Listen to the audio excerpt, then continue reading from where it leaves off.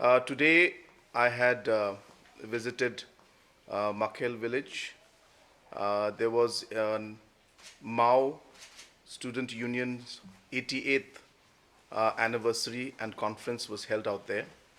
It was also a heritage conclave meant to promote and also to develop Makhel area as a heritage village from the aspect of uh, the Naga culture and the overall aspect of the entire tradition that and the history and significance that is attached with Makhel village.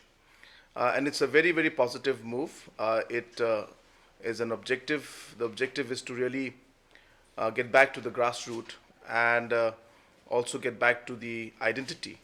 And the Mao Students Union and the local villagers have taken the initiative to promote that. And so, along with the 88th annual conference, this Makhel Heritage Conclave also was held. I was invited there as the chief guest for today's program, and along with me, the Deputy Chief Minister of Manipur and the local MLA and other ministers were also present. It was a very positive meeting, and there were a lot of participants from all over.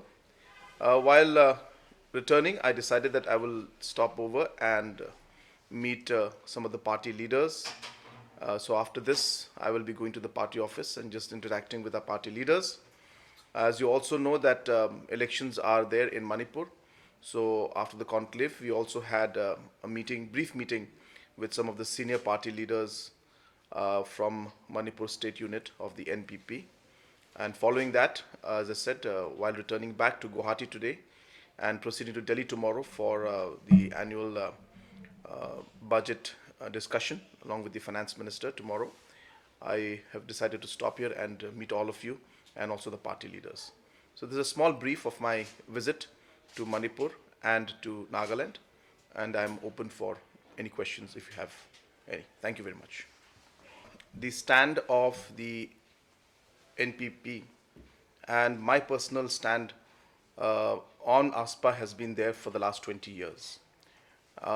If you look at my speeches in the elections in Manipur in 2002, you will hear the same words and language that I used then and the language I'm using now.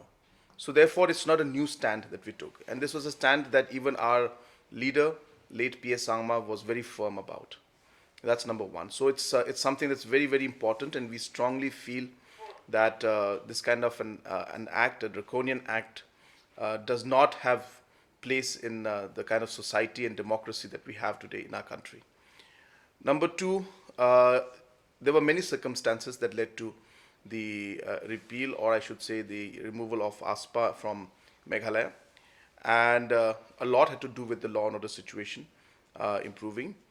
We saw that law and order had really improved in the sense that there were very, very minimum incidents taking place in the state of Meghalaya in terms of insurgency. At the same time, there was a huge push from the state government. As I said, we have been really very, very aggressive about it, and we have always stood and maintained our stand that we want ASPA to be repealed. And so state governments also play a very important role because, again, law and order is a situation which is handled by the state government. Then, of course, a lot of lobbying and a lot of persuasion has to be done in Delhi. So all these factors put together had convinced Delhi, and we are thankful to the government of India, especially to the Home Ministry, for having repealed the Armed Forces Special Power Act from Meghalaya, the 10 kilometers from the border of Assam, which provision they had earlier. Coming to the situation here, of course, here also the overall in Nagaland, of course, the reasons, detailed reasons, are not something that I'm privy to. I'm sure that the state government and the central government have been talking about this particular issue. So right now, with the incidents that took place in the last month, we have seen that it is clearly shown that AFSPA has been something that has only been counterproductive to this entire issue of insurgency in the state of Nagaland and in the region as a whole. So therefore, overall, when we are seeing that the economic condition, economic situation is improving, there is a very positive messaging from Government of India. Government of India is giving a lot of focus on the Northeast. So while all of this is happening, uh, this message of repealing the AFSPA would send a very strong confidence building message to the people. So therefore, we as a political party are very, very firm on our stand, and we want this to be repealed. It's not just from Nagaland, as I said, from most regions of the Northeast. We feel that while we are moving in a positive direction in terms of economic development, uh, this particular law is just not going with the entire story of the growth story of the Northeast as a whole. So therefore, it should be repealed. The Government of India has put up a panel, and this panel is now examining this aspect.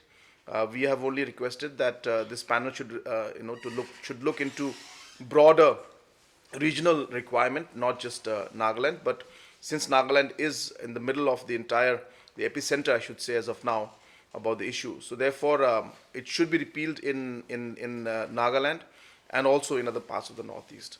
So we urge both the state government and the central government to work towards ensuring that this particular act is repealed from the state of Nagaland.